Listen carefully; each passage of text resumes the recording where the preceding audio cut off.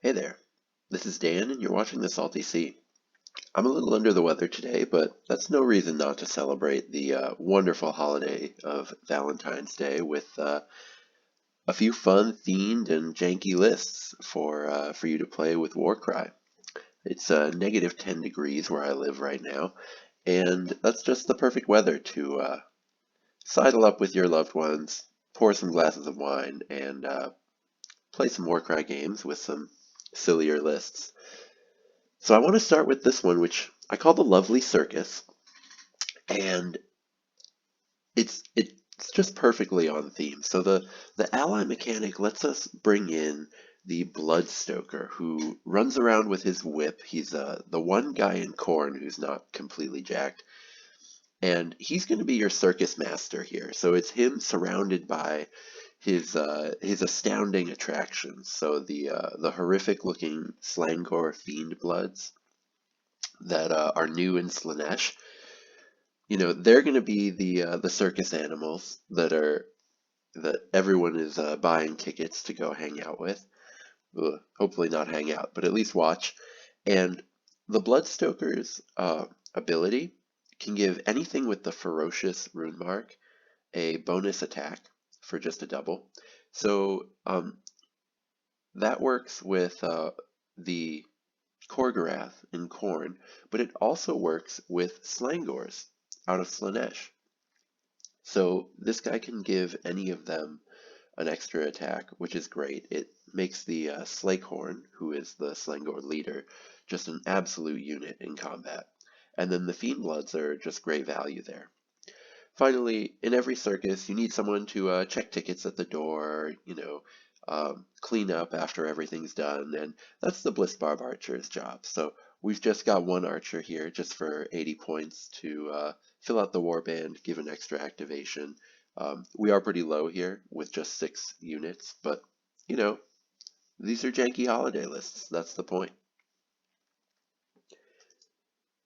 Next, we're going to a fall holiday instead of a winter one with Oktoberfest, and I call this list the beer guts. Testing for voice, testing for voice, calibrating mic, etc.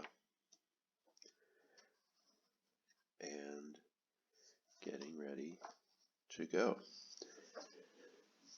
So the trick with this list is the Brew Git, which is one of the Gabapalooza units for MoonClan Grots, or, using the old terms there, Gloomspite Gits.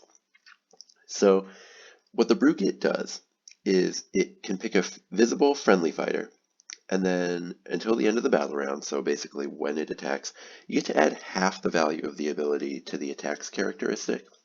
And that's just an amazing combo with 2 units. One is the Orc Megaboss, who I talked about in my How to Use Allies video a couple weeks back, and the other is the Gut Lord. So the Gut Lord coming out of Ogre Maw tribes is just an absolute beast in combat, and all of that damage comes out of just 3 attacks because he hits so hard with each one. And so the Brew Git can just straight up double his damage output, which just makes him an absolute terror to behold. And then the Mournfang Rider with the club and the Iron Fist also has a respectable damage output. It's got the same problem with Cav of spending a few more points than foot soldiers would for the damage that it's got. But with taking the Brew Git still can double its damage, and that can be excellent.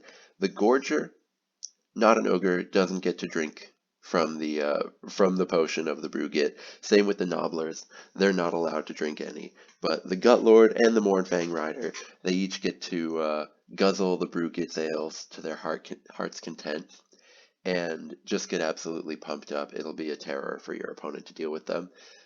This is maybe the closest to a competitive list that I'm showing in this video. It's not going to be tier 1 at a tournament, but it's going to give a lot of people problems. Then you know, the meaning of Valentine's Day, giving Valentines to people, asking them if they'll be yours. We've got the Won't You Be Mine Stealer list. Um, so we're starting with the Slaughter Priest. Either one of them, they both cost 10 points. They're totally interchangeable. Um, one does slightly more damage with one attack, one has slightly less damage but has two different types of attacks to choose from. But the important thing here is that they both have the ability to pull a unit. And so what pulling here means is they each get to choose something within 8 inches and then have them move equal to the dice roll towards the Slaughter Priest. That can be really useful for any objective mission, any treasure mission. You know, if one of your warriors is holding a treasure, like for example, the Flesh Hound is amazing at going grabbing treasure and then running away with it. If your opponent is getting up close, you can always just pull them away from it using the Slaughter Priest. And then the Mind Stealer Spheranx, need I say more? The horns are shaped like a heart. You can see the one I painted here on the left. It's the perfect Valentine's Day unit. Just paint those horns red and pink, and you're good to go. Now the reason this list is on my jank videos instead of on one of my more serious videos is that your opponent does get to potentially activate when your Slaughter Priest, after your Slaughter Priest pulls something before your big beefy unit gets to attack. It can be a really great combo. So the Slaughter Priest and the Great Bray Shaman both have the ability to do it out of the Chaos Grand Alliance book. But your opponent does get one activation to try to find a way out of their situation before your beefy unit, the Mind Stealer, just goes and crushes whatever you've pulled. So while pull abilities are really good at just keeping your opponents off of objectives, just ruining their plans in general, it's a hard combo to pull off, which is why I've put it here in this janky video.